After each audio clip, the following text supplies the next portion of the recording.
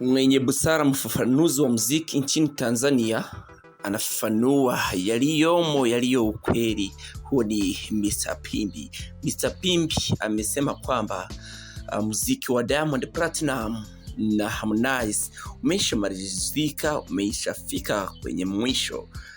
Yaliyomo mengi, hebu tuyaone hapa katika lugha ya Kinyarwanda. Na kusalimu wewe tutazama, unatufuata mazungumzo yetu ya kila siku. Mungu akubariki kwa vyovyote tunavyofanya. Hapa msemaji ni Willis katika habari za burudani. Witwa Mr. PIMBI ni umusobanuzi cyangwa se ni umusesenguzi mu by'imiziki cyangwa se mu makuru y'imyidagaduro mu gihugu cya Tanzania ukomeye, urimo bari hejuru abinyujije kuri televiziyo ya PTV Tanzania online. Yavuze amagambo atandukanye. Uyu nguyu kugeza kuri ubu ngubu bitewe mu bunararibonye bwe kandi baranamwemera kuko yavuze yuko umuhanzi Diamond Platnumz icyitwa umuziki we cyamaze kurangira, ndetse n'uwitwa Harmonize yabagarutse avuga yuko umuziki wabo umaze kurangira. Kandi ugiye ubibona nawe uri bugenzure, hari ukuntu uba umeze nkaho nta kintu wari uzi, umeze nkaho utuje ucecetse nta kintu witayeho, ariko haba ikintu gituma cya kintu cyitaho cyangwa uhumuka amaso ko nabyita, ukaza kubona bya bintu wabwiwe. Navuga yuko biba byabaye nk'imbarutso, cya kintu kiba cyabaye nk'imbarutso kugira ngo kikwereke ukuntu situation zimeze cyangwa se zifashe. Mr. PIMBI rero mu magambo yuje ubusesenguzi, yuje ubwenge, yamaze kuvumbura yuko umuziki wa Diamond Platnumz wageze ku mpera, umaze kurangira. Umuziki wa Harmonize wamaze kugera ku mpera, wamaze kurangira.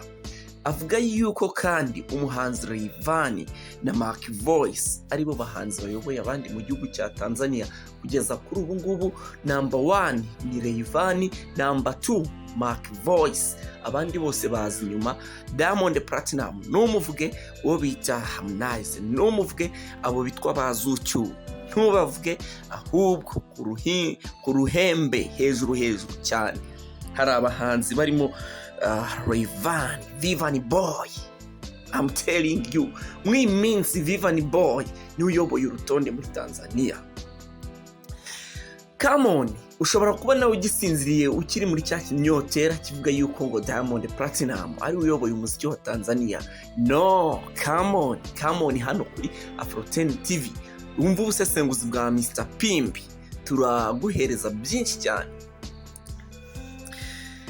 Uwitwa Diamond Platnumz n'uwitwa Harmonize kugeza kuri ubu ngubu barashinjwa yuko iby'imiziki basa nk'ababiteye ishoti, ahubwo bagakurikira iki? Gushimisha irari ry'umubiri wabo, gushimisha abagore babo, kujya kwirira bata n'abana mu rugo, nyine iby'imiziki bakabishyira ku ruhande.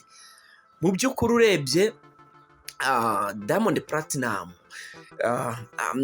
uruhande rwe rwinshi arumarira mu bagore. Nubwo mu minsi yashize yarayoboye uruhando rwa muzika mu gihugu cya Tanzania ndetse no muri East Africa, kugeza kuri ubu ngubu nakubwira yuko atari ko bikimeze, keretse n'aba yisubiyeho akagaruka muri game neza.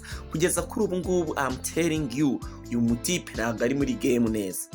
Harmonize nuko ubu ngubu na inkuru ziri gucicikana hirya no hino, zirimo ziragaragaza na Harmonize na Kajara yamaze kumurya umutima. Bigaragara yuko umuziki yawushyize ku ruhande, ahubwo umwanya we wose asigaye awumarira ku mugore ariwe Kajara. Nubwo nyine wenda navuga yuko akwiriye kumuha care bitewe nuko nyine mu minsi yashize bari baratandukanye kandi gusubirana bikaza kumugora, ariko kugeza kuri ubu ngubu ubona yuko dushyize kwijanisha umuziki Harmonize awuha 30%, 70% ni Kajara my friend. Step nagakiri muri game.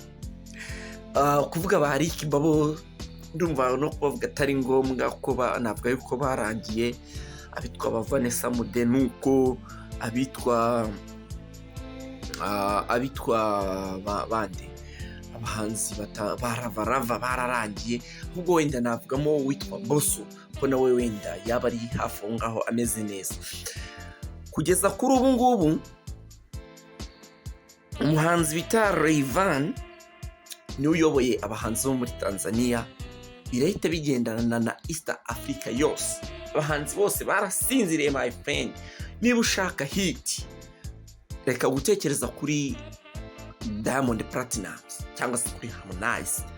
Nshuti yanjye, tekereza kuri Ryvann Boy tipe.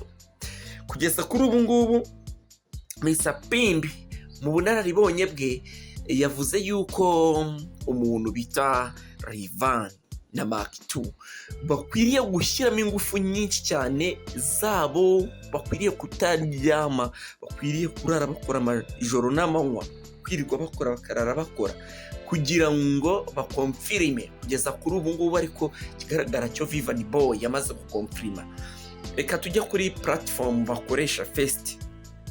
Umuhanzi bita Diamond Platnumz biratangaje, kugeza kuri ubu ngubu amezi 3 ari gushira kugira views miliyoni 5 byamunaniye, cyangwa se n'eshatu no kugira views miliyoni 3 ni ingorabahizi kuri Diamond Platnumz. Harmonize ni ibindi amutering you. Harmonize ni ibindi kugiza miliyoni 3 kuri Harmonize ni ibitangaza bimwe bikomeye cyane. Kugeza kuri ubu ngubu rero uwo bita Ryvann Boy ari gukora indirimbo mu cyumweru kimwe miliyoni 11, 15, 20. Uwo navuga kugeza kuri ubuyoboye ni Ryvann Boy ndetse na Macvoice. Nkuko bigaragara koko umuziki wa Ryvann Boy ugeze kugasongeraho umaze kurenga kwa Diamond Platnumz. Umuhanzi witwa Ryvann wo muri Albania niwe muhanzi ukomeye nkuko nyine waza mu Rwanda ukavuga ngo Meddy cyangwa se Bruce Melody cyangwa se ukavuga ngo The Ben, nkuko wajya muri Uganda ukavuga ngo Bebe Cool cyangwa se Chameleone, nkuko wajya muri Congo ukavuga ngo Koffi Olomide cyangwa se ukavuga ngo uyu mutipe Fally Ipupa, cyangwa se ukajya Nigeria ukavuga ngo Burna Boy, Davido, Wizkid. Yuko nyine bahagarariye umuziki. Ryvann rero ni uhagarariye umuziki muri Albania. Kugeza kuri ubu ngubu yamaze kwibwira Ryvann amubwira ati mbabarira dukorana umuziki, mbabarira dukorana indirimbo. Namaze kubona yuko ari wowe muhanzi uyoboye muri East Africa, namaze kubona yuko uri kugenda ugafata hirya no hino ku isi.